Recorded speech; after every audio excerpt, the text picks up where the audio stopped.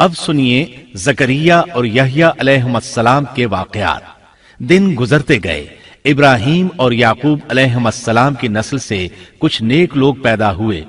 ان کو آل عمران کے نام سے یاد کیا جاتا ہے۔ اللہ تعالیٰ سورہ آل عمران آیت 33 اور 34 میں فرماتے ہیں، بے شک اللہ تعالیٰ نے تمام جہان کے لوگوں میں سے آدم کو اور نوح کو اور ابراہیم کے خاندان اور عمران کے خاندان کو چن لیا کہ یہ سب آپس میں ایک دوسرے کی نسل سے ہیں، اور اللہ تعالیٰ سنتا جانتا ہے۔ جس عمران کا ذکر قرآن مجید نے کیا ہے یہ داؤد علیہ السلام کی اولاد سے ہیں۔ زکریا علیہ السلام کی بیوی، یحییٰ علیہ السلام کی والدہ عیشا اور مریم علیہ السلام کی والدہ حنا دونوں حقیقی بہنیں تھیں، اور زکریا علیہ السلام رشتے میں مریم علیہ السلام کے خالو تھے۔ اس طرح یحییٰ علیہ السلام اور مریم علیہ السلام آپس میں خالہ زاد ہیں۔ اللہ تعالیٰ نے اس دور کے کئی واقعات کی طرف اشارہ کیا ہے۔ سب سے پہلا تذکرہ مریم علیہ السلام کی پیدائش کا ہوا ہے۔ یہ واقعہ دمشق میں ہوا۔ زکریا بن دان سلیمان علیہ السلام کی اولاد میں سے تھے۔ دمشق میں زندگی گزار رہے تھے۔ عمر 100 سال سے زیادہ ہو چکی تھی۔ اس قصے کی ابتدا قرآن مجید نے عمران کی بیوی سے کی ہے۔ وہ مریم علیہ السلام کی ماں اور عیسیٰ ابن مریم کی نانی ہیں۔ عمران کی بیوی کے ہاں عرصہ دراز سے کوئی اولاد پیدا نہ ہوئی تھی۔ ایک دن انہوں نے ایک چڑیا کو دیکھا، وہ اپنے بچوں کو خوراک کھلا رہی تھی۔ یہ دیکھ کر انہیں شدت سے اولاد کی خواہش محسوس ہوئی۔ انہوں نے اللہ سے دعا کی، اللہ نے ان کی دعا کو قبول فرمایا۔ چنانچہ جب بچے کی ولادت کا وقت قریب آیا تو انہوں نے ایک نذر مانی۔ سورہ آل عمران آیت 35 میں اللہ تعالیٰ فرماتے ہیں، جب عمران کی بیوی نے کہا، اے میرے رب، میرے پیٹ میں جو کچھ ہے اسے میں نے تیرے نام آزاد کرنے کی نذر مانی ہے، تو میری طرف سے قبول فرما، یقیناً تو خوب سننے والا اور پوری طرح جاننے والا ہے۔ انہوں نے اللہ تعالیٰ سے اولاد کی دعا کی۔ اللہ تعالیٰ کے حکم سے جب انہیں بچہ پیدا ہونے کی امید ہوئی تو انہوں نے نذر مان لی کہ جس بچے کو جنم دوں گی اسے اللہ کے لیے آزاد چھوڑ دوں گی تاکہ وہ بیت المقدس کی خدمت کرے۔ زکریا علیہ السلام اور آل عمران بیت المقدس کی طرف نقل مکانی کر چکے تھے۔ بیت المقدس یہودیوں کی عبادت گاہ تھی۔ یہ ان کا طریقہ تھا کہ اپنی اولاد کے بارے میں بیت المقدس کا خادم بنانے کی نذر مانا کرتے تھے۔ بچہ پیدا ہوتا تو علماء کے سپرد کر دیتے، وہ اسے تورات پڑھاتے تاکہ وہ عبادت کرنے والا بن جائے، بیت المقدس کی خدمت کرے۔ لیکن ان کے ہاں بچی پیدا ہوئی۔ بچیوں کو تو خدمت کے لیے وقف نہیں کیا جاتا تھا۔ سورہ آل عمران آیت 36 میں ہے، جب بچی پیدا ہوئی تو کہنے لگیں، پروردگار میرے ہاں تو لڑکی ہوئی ہے، اللہ تعالیٰ کو خوب معلوم ہے کہ کیا اولاد ہوئی ہے، اور لڑکا لڑکی جیسا نہیں، میں نے اس کا نام مریم رکھا ہے، میں اسے اور اس کی اولاد کو شیطان مردود سے تیری پناہ میں دیتی ہوں۔ عمران کی بیوی حیرت میں پڑ گئیں کہ انہوں نے تو نذر مان رکھی ہے اور اب لڑکی کو تو بیت المقدس کی خدمت کے لیے وقف نہیں کیا جا سکتا۔ ان کے خاوند عمران بیت المقدس کے عابدوں میں سے تھے۔ بیوی نے ان سے مشورہ کیا، طے ہوا کہ بچی کو ہی خدمت کے لیے وقف کر دیا جائے۔ عمران کی بیوی بچی کو بیت المقدس میں لے آئیں۔ جس بچے کو وقف کرنا ہوتا تھا اس کی کفالت کوئی عالم کرتا تھا۔ عابدوں میں اس وقت یہ جھگڑا پیدا ہوا کہ اس بچی کی کفالت کون کرے گا۔ اس کے لیے آخر یہ طریقہ طے کیا گیا کہ وہ سب اپنا اپنا قلم پانی میں پھینکیں گے، جس کے قلم پر کچھ ظاہر ہو وہ اس کا کفیل بن جائے گا۔ چنانچہ سب نے اپنے قلم پھینک دیے، وہ پانی کے بہاؤ کے ساتھ بہنے لگے، جبکہ زکریا علیہ السلام کا قلم پانی کے بہاؤ کی مخالف سمت بہنے لگا۔ اللہ تعالیٰ سورہ آل عمران آیت 44 میں فرماتے ہیں، تو ان کے پاس نہ تھا جبکہ وہ اپنے قلم ڈال رہے تھے کہ مریم کو ان میں سے کون پالے گا، اور نہ تو ان کے جھگڑے کے وقت ان کے پاس تھا۔ اس طرح زکریا علیہ السلام کفیل قرار پائے۔ مریم علیہ السلام نے بہت اچھی پرورش پائی، وہ بہت تیزی سے پروان چڑھی۔ آپ کا جسم مضبوط اور خوبصورت تھا، بہت نیک اور عبادت گزار تھی، عورتوں میں سب سے زیادہ سچ بولنے والی تھی۔ اللہ تعالیٰ نے انہیں اپنی کرامات سے نواز رکھا تھا۔ اللہ تعالیٰ سورہ آل عمران آیت 37 میں فرماتے ہیں، جب کبھی زکریا ان کے کمرے میں جاتے उनके पास रोजी रखी पाते। वो पूछते, ए मरियम, तेरे पास ये रोजी कहां से आई? वो जवाब देती कि ये अल्लाह के पास से है। बेशक अल्लाह ताला जिसे चाहे बेहिसाब रिस्क देता है। जकरिया अलैहिस्सलाम को जब कहीं जाना होता, वो मरियम अलैहिस्सलाम के कमरे का दरवाजा बंद करके जाते थे। जब वापस आते तो उसके पास रिस्क रखा पाते और वहां गैर मौसमी फल होते। बहुत ताज्जुब करते।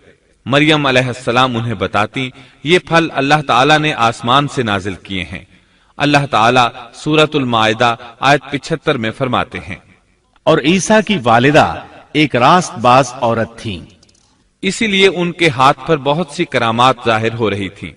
उनकी फजीलत सूरह आले इमरान आयत 42 में इन अल्फाज में आई है। और जब फरिश्तों ने कहा, ए मरियम, अल्लाह ताला ने तुझे बरगुजीदा कर लिया और तुझे पाक कर दिया और सारे जहान की औरतों में से तेरा इंतखाब कर लिया। सूरतुल माइदा आयत 75 में है। मसीह इब्ने मरियम पैगंबर होने के सिवा और कुछ भी नहीं। इससे पहले भी बहुत से पैगंबर हो चुके हैं। उसकी वालिदा एक रास्तबाज औरत थी। बुखारी, मुस्लिम, तिरमिजी और नसाई की हदीस है, नबी करीम सल्लल्लाहु अलैहि वसल्लम ने फरमाया, अपने जमाने में मरियम अलैहिस्सलाम सबसे अफजल औरत थी और इस उम्मत में खदीजा रजी अल्लाह अन्हा सबसे अफजल औरत है। बहुत सी अहादीस में 4 औरतों की फजीलत आई है। नबी सल्लल्लाहु अलैहि वसल्लम ने फरमाया, सारे जहान की औरतों में से 4 औरतें अफजल हैं। मरियम बिनते इमरान, फिरौन की बीवी आसिया, खदीजा बिनते खुवैलिद और फातिमा बिनते मुहम्मद रजी अल्लाह अन्हुन्ना। बस साबित हुआ कि मरियम अलैहिस्सलाम को अल्लाह ताला ने बहुत फजीलत अता फरमाई थी। जकरिया अलैहिस्सलाम ने उनकी फजीलत देखी तो उनके दिल में भी औलाद की ख्वाहिश पैदा हुई। वो उस वक्त तक बे औलाद थे। उम्र 100 साल से जायद थी। बीवी 90 साल की थी। औलाद की शदीद तमन्ना के बायस उन्होंने अल्लाह से दुआ मांगी। सूरह मरियम आयात 1 ता 6 में है।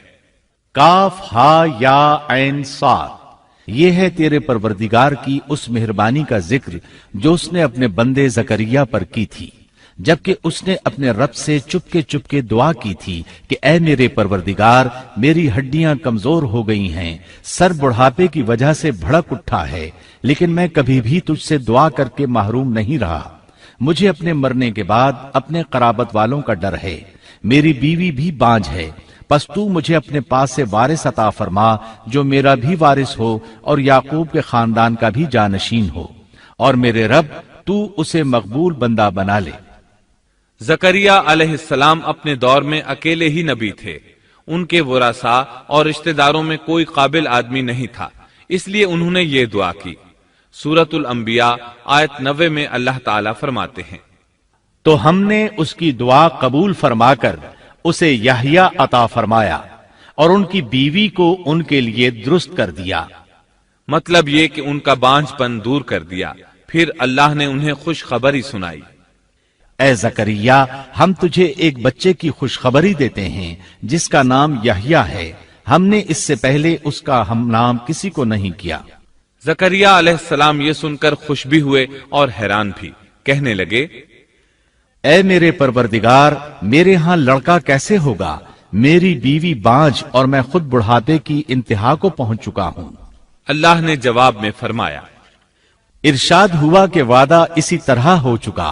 तेरे रब ने फरमा दिया है कि मुझ पर यह बिल्कुल आसान है और मैं इससे पहले तुझे भी पैदा कर चुका हूं, हालांकि तू कुछ भी न था।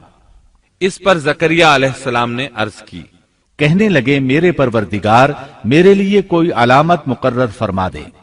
यानी जकरिया अलैहिस्सलाम ने अर्ज की, मेरे रब, कोई निशानी मुकर्रर फरमा दीजिए कि मेरे यहां बच्चा पैदा होने वाला है, जिससे मैं समझ जाऊं कि यह बच्चा बनी इसराइल पर जाहिर होगा, ताकि बनी इसराइल को भी इसकी फजीलत और अहमियत का इल्म हो जाए।